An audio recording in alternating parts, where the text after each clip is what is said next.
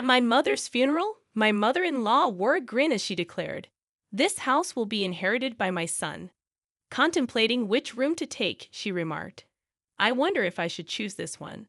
Politely, I corrected her, stating, "Actually, I'm the one inheriting this house." Unfazed, she retorted, "I know, but isn't it true that a wife's belongings belong to her husband?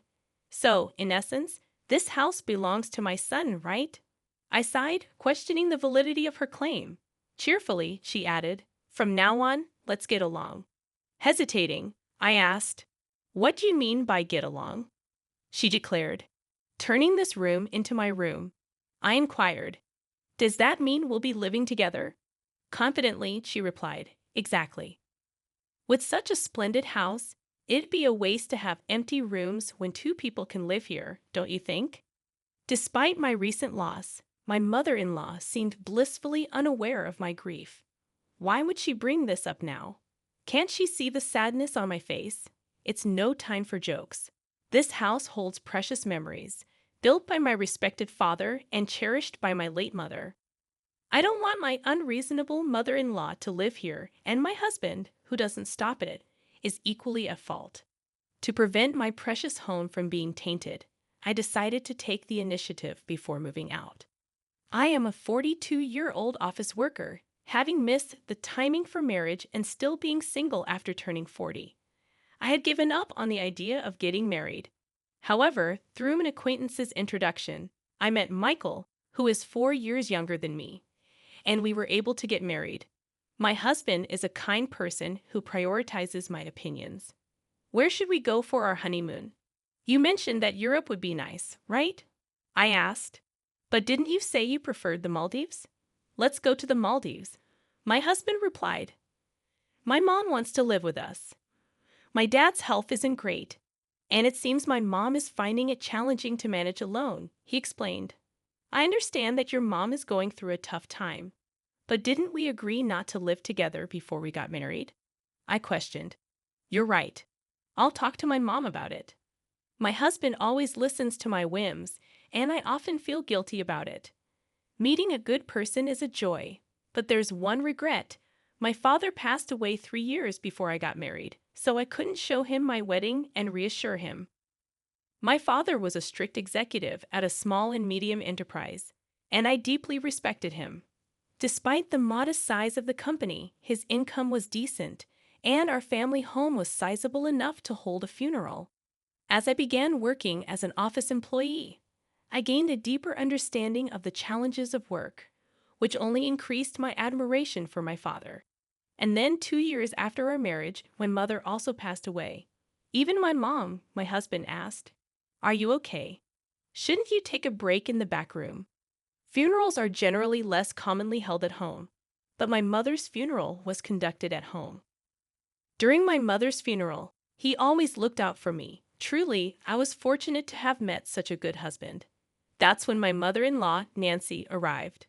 "My deepest condolences. I sincerely sympathize with you," I replied. "Thank you." I hadn't lived together with my mother-in-law, and our interactions had been limited, maintaining a reasonable distance. However, it was during my mother's funeral that I glimpsed her true nature. Following the funeral, my mother-in-law approached me. While it was not uncommon for her to seek me out, her expression carried an oddly gleeful tone. "We greatly appreciate your assistance during this funeral. Thanks to you, we were able to smoothly complete the ceremony," she expressed appreciatively. Then, abruptly, she added, "The funeral is over now. Isn't it enough with the formalities?" I was taken aback, thinking she was initially trying to be considerate of my grief, but it soon became evident that wasn't the case. Commenting on the splendid house my parents had, I replied, "Wait a moment." Undeterred, she boldly walked into the depths of the house. I protested, "Oh, Mom, this is inconvenient. Some areas are messy." Dismissing my concerns, she declared, "Don't fuss over details. More importantly, this house will be inherited by my son. I wonder if I should take this room."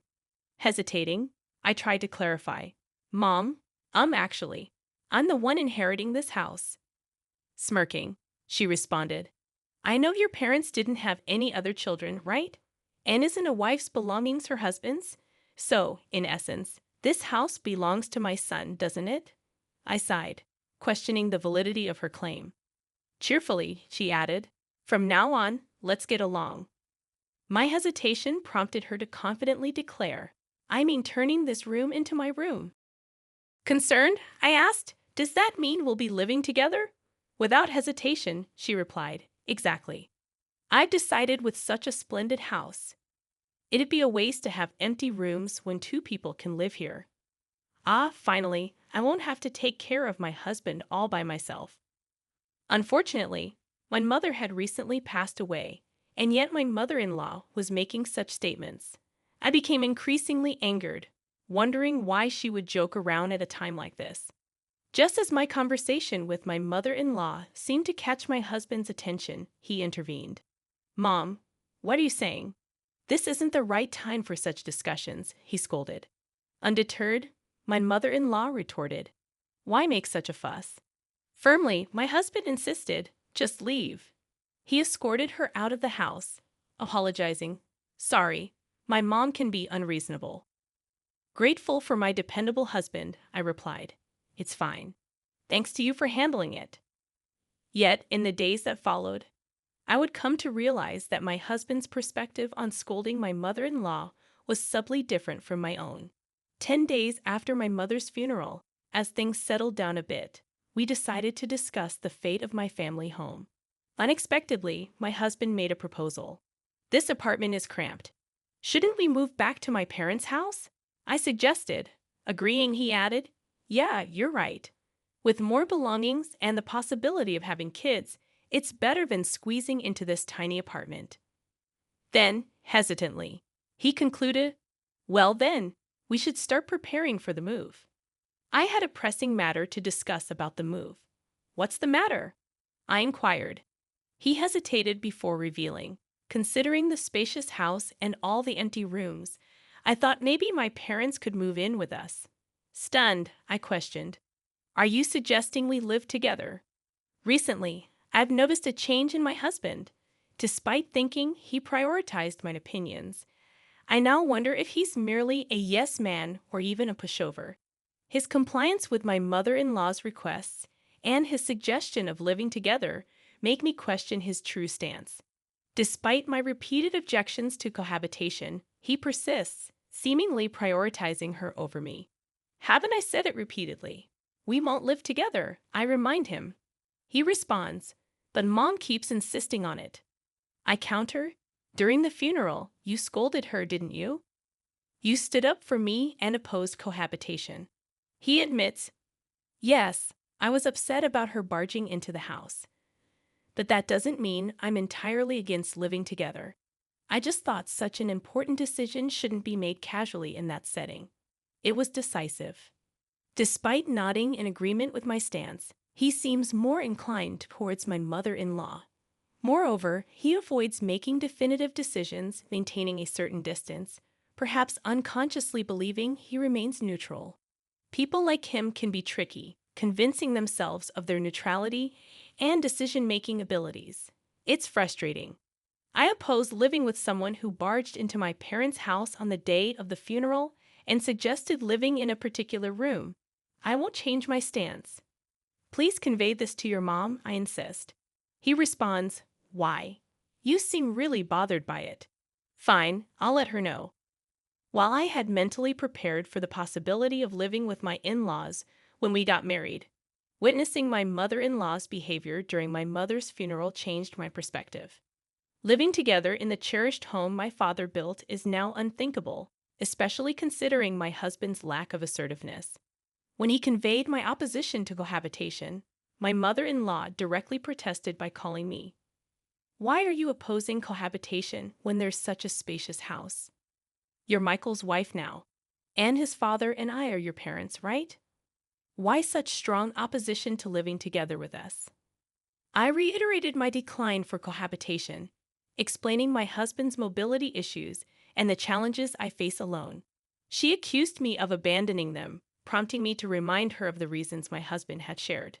Despite feeling sorry for my father-in-law's health, I can't ignore the possibility of everything related to him being pushed onto me if we were to live together. If we consider cohabitation a significant improvement in my husband and mother-in-law's mindset is a non-negotiable requirement. A few days after my mother-in-law labeled me heartless, my husband surprised me by rearranging the living room, moving furniture around to create space. Intrigued, I asked, "What are you doing? Is this for storing moving boxes?" He responded, "No. I'm planning to make space for 2 beds here." The mention of 2 beds filled me with dread, and cautiously, I asked, "Are your parents coming to stay?"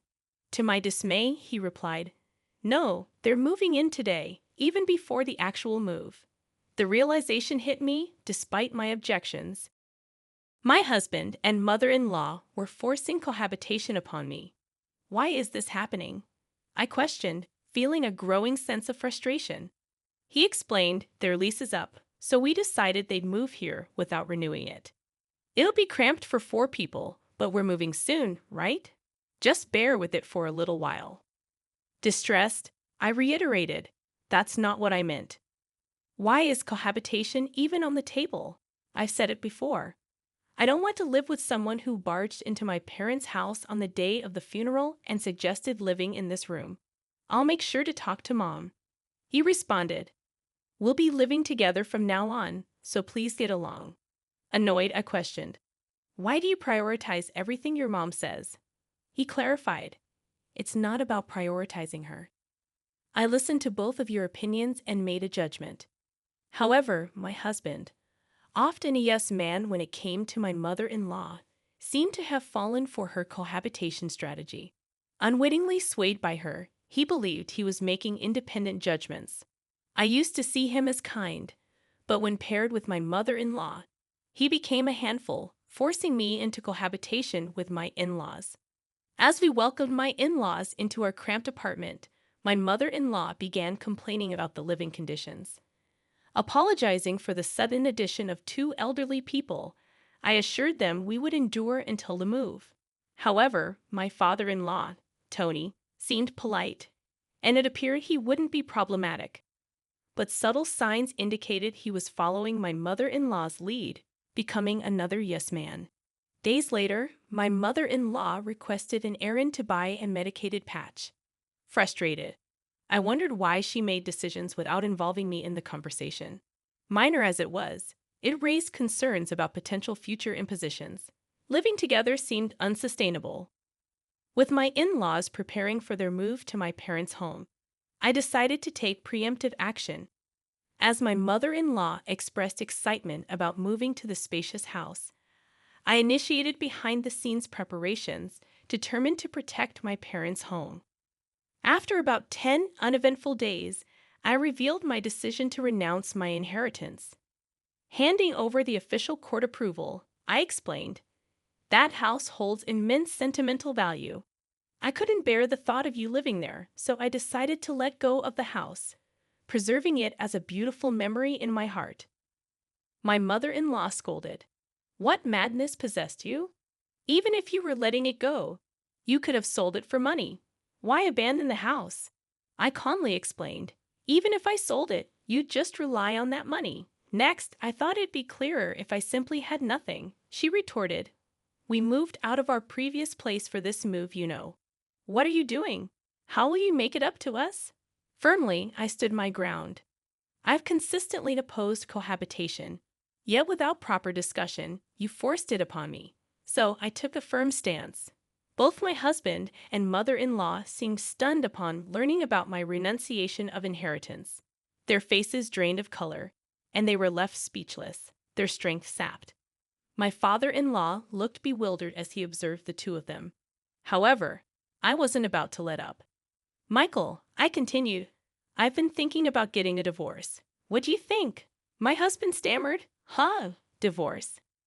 My mother-in-law chimed in, "Michael, you should divorce this ridiculous wife immediately." I had expected her immediate demand for divorce, wanting to confirm whether my husband could make an independent decision at this critical moment. "Mom," my husband mumbled. His response was still pending, but my resolve to proceed with the divorce had solidified. Fine, divorce is the only option, my mother-in-law snapped. My father-in-law interjected, Michael, it can't be helped. Your mom insists. Sighing, my husband said, well, you seem to want a divorce too, and maybe that's for the best. Even in significant decisions, my husband and father-in-law remained yes men to my mother-in-law, and now my husband's words made it sound as if he changed his opinion for my sake. Very well, I declared. Let's proceed with the divorce. I'll be moving out with minimal belongings. I spent the night at a budget hotel. Urgent matters awaited the next day, so I took half a day off work and headed back to the courthouse. A few days later, my mother-in-law called me, demanding answers. What's going on? It seems that house is becoming yours. Why the sudden outburst? Did you find out through the estate division process? Yes, that house belongs to me. You forged documents and deceived us. I calmly refuted. Why would I forge documents meant for court submission? Those are genuine. Then why is the house becoming yours when you were supposed to renounce the inheritance? I explained. Well, right after that, I promptly withdrew the application. Renouncing an inheritance is difficult once accepted. However, it takes about a month for the renunciation application to be accepted, during which time it can be withdrawn at any point. The documents I showed my in-laws were not acceptance-related. They were from the application stage. I intentionally made them believe I had relinquished the house and confronted them with the prospect of divorce to gauge their reactions and decide my next steps. I didn't expect my mother-in-law's mindset to change, but I hoped my husband would reconsider and express that he didn't want a divorce. If he said he didn't want a divorce, I planned to rethink it and later explain about the house. However, so the house really becomes yours then, since it was acquired before the divorce. It's subject to property division, right? In such cases, you two are supposed to split the money from selling it, don't you? My mother-in-law seemed determined to extract whatever she could, recognizing the house wouldn't be hers. However, I had foreseen this. If that house were jointly acquired, it would indeed be considered shared property. However, it's a unique asset acquired through inheritance, exempt from property division. Unfortunately, specific assets like this aren't eligible for division. She persisted. What about the money that would come to Michael through property division? I calmly responded. We've only been married for a few years, so there's hardly anything substantial. Maybe just the car, although there's still an outstanding loan on it. Accusing me of selfishness, she called me heartless and declared, I'm protecting that house because it holds precious memories of my parents. I don't want people like you living there. If you have any further complaints, please go through a lawyer. After the call with my mother-in-law, the divorce proceedings progressed smoothly. Presumably, she urged my husband to expedite the divorce. Regardless, the divorce was finalized, and I was free from the burden of dealing with my in-laws. I felt a sense of relief, as if I had successfully shielded my father's home from harm. After I moved out, my former in-laws spent some time in the apartment where my ex-husband and I used to live. Despite one less person, the small space likely felt cramped. My former mother-in-law explored new housing options, but their age posed challenges in passing rental application screenings. Consequently, my ex-husband opted to rent a smaller single-family home for them. Although it's smaller, being a house, the rent is likely higher than the apartment. He also assumed the responsibility of supporting his parents. My ex-husband faces a challenging life ahead. Initially excited about moving into the large house my father left behind, my former mother-in-law now settles for a considerably smaller home, likely leaving her disappointed. As for me, I've embarked on a new chapter in the house my parents left me. It radiates warmth, as if my parents are still present. If you enjoyed this story, consider subscribing to the channel. Until next time,